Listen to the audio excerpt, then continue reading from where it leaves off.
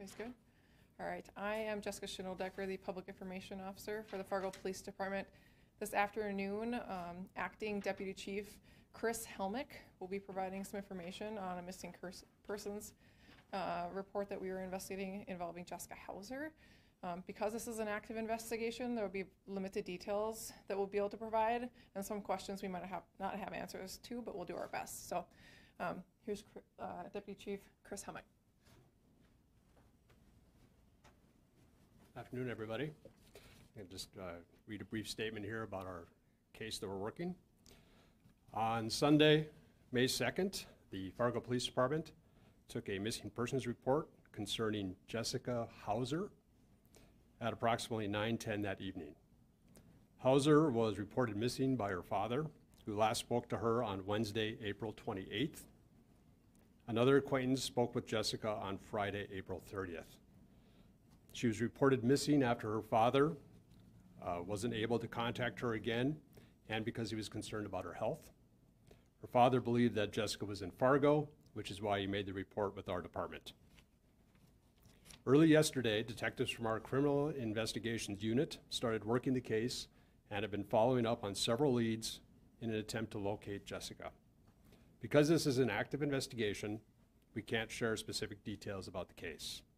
We're simply trying to locate Jessica to verify that she's okay. We will continue to actively work this case until she is found, and we will use any investigative means available to us. Our detectives have been in touch with the family and will continue to update them as necessary. At this point, I'll be able to take some questions, but please remember this is an active investigation, so there's not a lot of details that I'll be able to share. Is her disappearance considered suspicious in any way? At this point, I can't rule anything out, so I don't have a judgment on that. On that same note, do you believe that she's in any danger? At this point, like I said, we're just trying to determine that she's okay, and so I can't answer that either. Like I said, the original concern was about her health, and you know, as far as anything beyond that, I can't say for sure. The family is frustrated with the work of Fargo PD. I'm sure you've heard from them. Mm-hmm. They said they've had to do some work, and they believe they know who she's with. Mm-hmm. What's your response to those allegations from the family? Actually, right before I came in here, the detectives were actually in a meeting with the family to give them an update about the case and to let them know where we're at and where we're going with the case.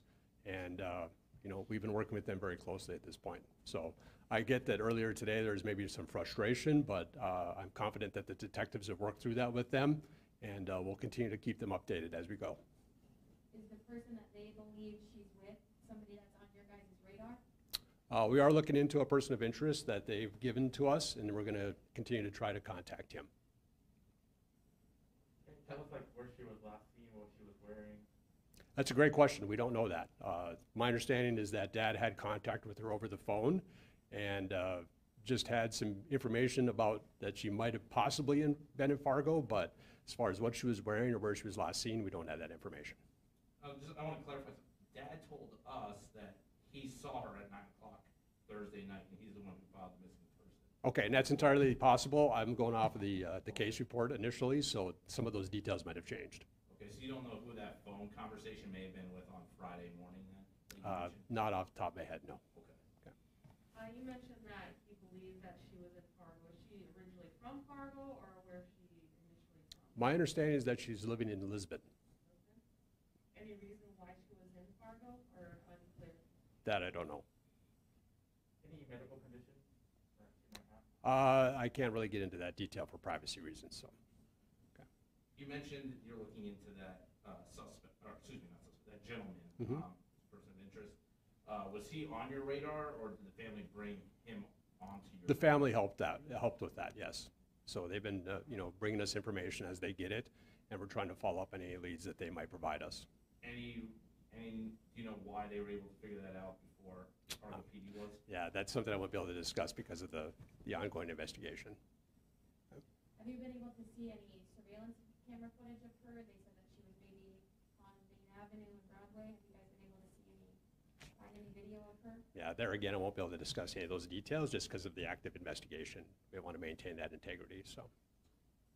can you say in general terms what Fargo PD has done? I mean, as I said, the family seems frustrated, feeling Sure. that you just push us to the side because they said she has a drug addiction. Right.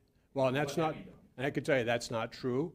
I don't want to get into details about how we handle those investigations and some of the techniques that we use, but I can certainly tell you that we take all missing people seriously, and regardless of the situation, we'll do the best we can to try and locate them and make sure that they're okay.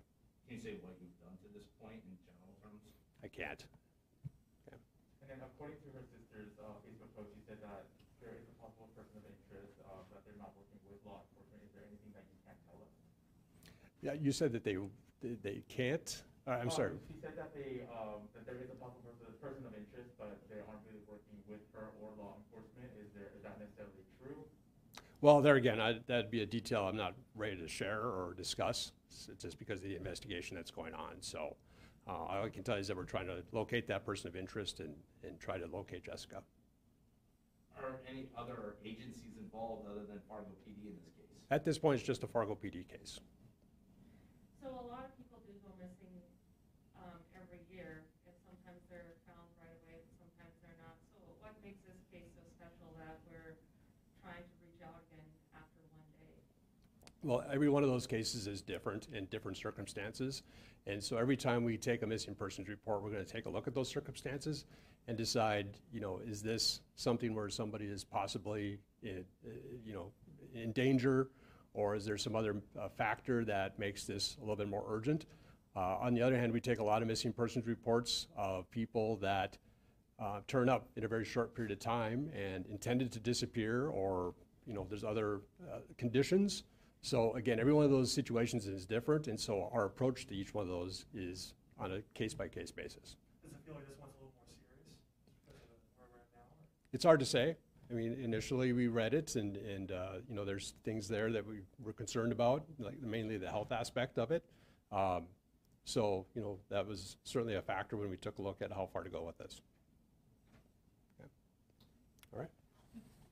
All right, thank you, everyone. For anybody that does have any information as to maybe where she is, they can send a text by including the keyword Fargo PD to and their text to 847-411. There's also an online tip form, or you can call your local law enforcement or dispatch at 451-7660.